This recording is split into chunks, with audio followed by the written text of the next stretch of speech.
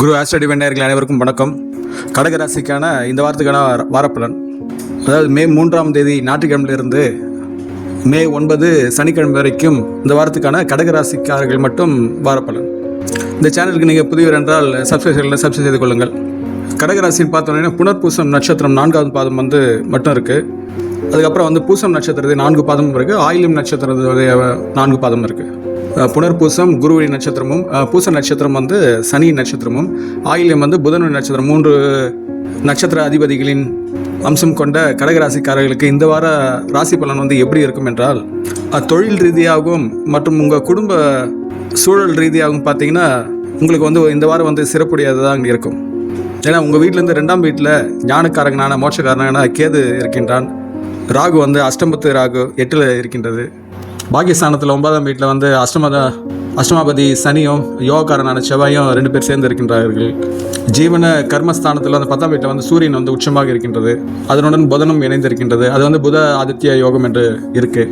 10ல் சூரியன் உச்சமாக இருப்பது ஒரு விதமான ஆற்றல், தொழில் ரீதியான ஆற்றல் கொடுக்கக்கூடியதாக இருக்கும். லாபஸ்தானத்தில் 11ஆம் வீட்டில் சுக்கிரன் இருக்கின்றது. சொந்த வீட்டிலேயே ரிஷபத்தில் ஆட்சியாக இருக்கின்றது. மிதுனத்தில் விரைஸ்தானத்தில் குரு பகவான் சஞ்சரிக்கின்றார். சந்திரன் பார்த்தீங்கன்னா விருச்சகம், தனுசு, மகரம் அந்த 3 வீட்டுக்கு பயணிக்கின்றது 3ஆம் தேதியிலிருந்து 9ஆம் தேதி வரைக்கும். கடகராசியிலிருந்து 9வது இடத்துல சனியும், மீனத்தில் சனியும் செவ்வாயும் இணை அது தனித்தனியாக இருந்த பிரச்சனை இல்லை, 2 சேர்ந்து இருக்கிறது ஒரு இதை தொல்லை கொண்டது தான். அது தந்தை வழியில் சில கருத்து வேறுபாடுகளை உண்டாக்கும். தந்தையின் உடல் நலத்தில் சின்ன சின்ன பிரச்சனைகளை கொடுப்பதாக இருக்கும். உங்களுடைய அதிர்ஷ்டத்தை நம்பாமல் உங்களுடைய உழைப்பை நம்ப வேண்டிய சூழல் ஏற்படும். ஆனால் ஆன்மீக பயணங்கள் அதோடைய எண்ணம் ஈடேறுவதாக இருக்கும். தங்களை 7 வருட சனி இல்லை, அஷ்டமத்து சனி இல்லை. அது அஷ்டம சனியெல்லாம் போன வருஷமே முடிஞ்சு போச்சு. அதனால் அந்த 7 வருட சனி இல்லாமல், அஷ்டம சனி இல்லாமல் இது ஒரு மிகப்பெரிய ஆறுதல் தான். சனி உங்கள் வீட்டிலேருந்து 9ஆம் இடத்துல இருக்கிறதுனால ஒரு விதமான முதிர்ச்சியும் பக்குவத்தையும் பொறுமையும் உங்களுக்கு கொடுப்பார். இந்த அஷ்டமத்து ராகு 8ல் இருக்கிறதுனால மட்டும் வாகனங்களை செல்லும் போது கொஞ்சம் கவனமுடன் செல்லுங்கள். புதிய மனிதர்களிடம் பழகும்போது கொஞ்சம் எச்சரிக்கையாக பழகுங்கள். சந்திரன் 3 இடங்களுக்கு பெயர்வதனால உங்களுக்கு ஒரு இந்த கடகராசிக்கு சந்திராசிரமம் கிடையாது. அதனால் மே 3ஆம் தேதியும் திங்கட்கிழமை, செவ்வாய்க்கிழமை, மே 4ஆம் தேதி சந்திரன் உங்கள் வீட்டிலேருந்து பூர்வ புண்ணிய ஸ்தானமான விருச்சிகத்தில் பயணிக்கின்றார். இதனால் குழந்தைங்கள் வழியில் ஒரு மகிழ்ச்சி உண்டாகும். உங்களுடைய கற்பனை திறன் அதிகம், அறிவு தெளிவு ஏற்படும். குழந்தைகளின் நலன், ஆரோக்கியம் எல்லாம் மேம்படும். மாணவரின் கல்வியும் சிறப்புட்டு இருக்கும். இது ஒரு விதமாக தேய்பிறை காலம்ன்றதுனால சொல்லப்பட்ட விஷயங்கள்லாம் ரொம்ப பிரமாதப்படுத்தி நம்ம பார்க்க முடியாது, நார்மலைஸாக தான் இருக்கும். என்ன காரணம் கேட்டால், குரு பார்வை 5ஆம் பார்வையாக இருக்குது. இந்த 7ஆம் பார்வையாக தனுசு பார்க்குது. அதனால் மே 5, 6லாம் கொஞ்சம் சிறப்புடையதாக இருக்கும். உடல் சோர்வுலாம் நீங்கும். சின்ன சின்ன கடன் எதனா இருந்தால் அதை பற்றிய பேச்சு எழும். கடன்கள் இருந்து அடைக்க தோன்றும். அதுக்கப்புறம் பார்த்திங்கன்னா மே 8, 9லாம் பார்த்திங்கன்னா மகர ராசிக்கு 7ஆம் வீட்டு செல்வதனால கணவன் மனைவி உறவில் ஒரு விதமான அண்டர்ஸ்டாண்டிங் இருக்கும்.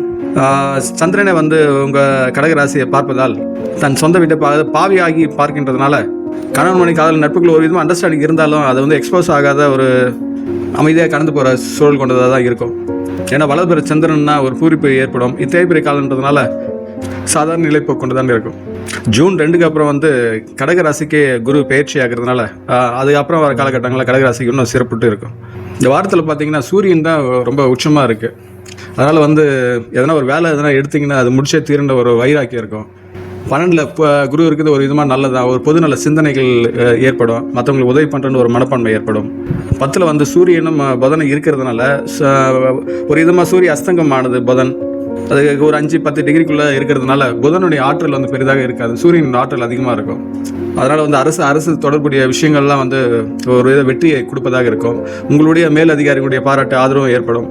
வியாபாரத்தில் ஒரு விதமான முன்னேற்றம், வளர்ச்சியை அடையக்கூடியதாக இருக்கும். சுக்கிரன் 11ல் சொந்த வீட்டிலே இருக்கிறதுனால பணவரவு சிறப்பாக இருக்கும். எதிர்பார்த்த இடத்துல நீங்கள் கேட்ட தொகை உங்களுக்கு கிடைக்கும். பெண்களுடைய ஆதரவு உங்களுக்கு கிடைப்பதாக இருக்கும். அழகு சாதன பொருட்கள் இந்த விற்பனை பண்ணுறவங்க புதுசாக வாங்கணும்னு நினச்சா கூட அது உடனே வாங்கக்கூடிய சூழல் உண்டாகும். சினிமா, கலை, இலக்கியத்துறை சார்ந்தவர்கள்லாம் நல்ல ஒரு விதமான வளர்ச்சியை கொடுக்கும் காலம் இது. இப்படி ஒரு விதம் ஒரு லாபத்தனம் வந்தாலும் உங்கள் வீட்டிலேருந்து 2ஆம் இடத்துல கேது இருக்கிறதுனால அந்த சேமிப்பை ஏற்படுத்தி கொள்ள வேண்டும். ஏன்னா செலவு வேறு விதமாக கொண்டு போயிடும். அதனால் பணம் ஒரு வருதுன்னா எதனா ஒரு லேண்டு எதனா ஒரு பேங்க் சேவிங் இப்படி சேவிச்சு செய்கிறது ரொம்ப புத்திசாலித்தனம். ஏன்னா வரவுக்கேற்ற செலவும் இருப்பதாக இருக்கும். ஏன்னா பாவி கிரகமான கேது வந்து சிம்மத்தில் 2ஆம் இடத்துல குடும்ப தன வாக்கு ஸ்தானத்தில் இருப்பதால் பேச்சில் கொஞ்சம் கடுகடுப்பு இருக்கும். அது தேவையில்லாத குடும்ப உறுப்பினர்களை வந்து காயப்படுத்தலாம். அதனால் கோபத்தை தவிர்த்து கொஞ்சம் இனிமையான வார்த்தைகளை ஏற்றுக்கொள்வது ரொம்ப நல்லது. சனி செவ்வாய் பார்வை உங்கள் 9ல் இருக்கும். சனி செவ்வாய் ரெண்டும் இதோ இணைந்து 7ஆம் பார்வையாக அவங்க 3ஆம் இடத்தை பார்க்கறதுனால உங்கள் சகோதர சகோதரி உறவில் பெருசாக ஒரு அண்டர்ஸ்டாண்டிங் இருக்காது. ஏன்னா செவ்வாயும் வந்து சேர்ந்து பார்க்கறதுனால புதனுக்கு வந்து செவ்வாய் பகையாக இருக்கிறதுனால அது வந்து ஒரு விதமான முட்டல் மோதலோடு தான் நகரும். இப்போ தாயாரின் உடல்நிலை கொஞ்சம் கவனித்துக் கொள்ளுங்கள். ஏன்னா செவ்வாய் வந்து 8ஆம் பார்வையாக அவங்க 4ஆம் இடத்தை பார்க்கின்றது. குருவின் பார்வை வந்து 5, 7, 9 பார்வையால் அவங்க 4ஆம் வீட்டை பார்க்குது. 6 மற்றும் வந்து 8ஆம் வீட்டை பார்க்கறதுனால அஷ்டமத்து ராகுவின் வந்து கெடுபலன்களை வந்து வெகுவாக அது குறைத்து உங்கள் ஆயுளை வந்து அதிகரிக்கிறது. வழக்கில் வந்து வெற்றி அடிக்கிற சூழலை உண்டாக்கும். இதே குரு பார்வை இருக்கிறதுனால தாயின் உடல்நிலை வந்து ஆரோக்கிய குறைவு ஏற்பட்டாலும் குருவின் பார்வையினால் மீண்டு வர சூழல் தான் இருக்கும். சனியின் பார்வை வந்து உங்கள் 11ஆம் வீட்டை பார்க்குது, 3ஆம் வீட்டை பார்க்குது மற்றும் வந்து 6ஆம் வீட்டை பார்ப்பதால் லாபங்கள் வந்து கொஞ்சம் தாமதமாக வந்தாலும் கொஞ்சம் நிரந்தரமாக இருக்கும். அதை முதல்ல சொன்ன மாதிரி குடும்பம் ரீதியாகவும் தொழில் ரீதியாகவும் ஒரு விதமான உங்களுக்கு வளர்ச்சி கொடுக்கும் வாரமாக தான் இருக்கும். அதனால் நீங்கள் வந்து அதிர்ஷ்டத்தையும் நம்பாதல், உங்களோட உழைப்பை நம்பி செயலில் வந்து கொஞ்சம் வீரியமாக செயல்படுங்கள். ஏன்னா அஷ்டமத்து ராகு இருக்கின்றது. 2ல் வந்து கேது இருக்கிறதுனால எந்த காரணம் கொண்டு யாருக்கும் ஜாமீன் கழுத்து போடாதீர்கள். புது விதமான நபர்களிடம் வந்து எந்த விதமான வெளிப்படைத்தன்மையோட பேசாதீர்கள். ஏன்னா கண்மூடித்தனமாக சொல்வதெல்லாம் கேட்டு நம்புவது வந்து உங்களை தேவையில்லாத எதிர்காலத்துக்கு ஒரு பிரச்சனையை கொண்டு போய் விட்டுடும். அதான் இந்த அஷ்டமத்து ராகுவும் 2ல் இருக்க கேதுவுடைய தோஷம். நீங்கள் வந்து செவ்வாய்க்கிழமை வெள்ளிக்கிழமை வந்து துர்க்கை அம்மனுக்கு வந்து ராகு நேரத்தில் வந்து எலுமிச்சம் தீபம் ஏற்றி வழிபடலாம். 10ல் இருக்க தொழில் ஸ்தானத்தில் 10ல் இருக்க சூரியன் உடைய பலம் ஒன்று அதிகரிக்க வந்து காலையில் வந்து சூரிய உதயம் வரும்போது சூரியனை வந்து வணங்கலாம். உங்களுக்கு இன்னும் ஆன்ம பலத்தையும் உடல் பலத்தையும் ஏற்படுத்தி கொடுக்கும். இந்த வாரத்தின் அதிர்ஷ்ட எண்கள் பார்த்தீங்கன்னா 2, 1, 6.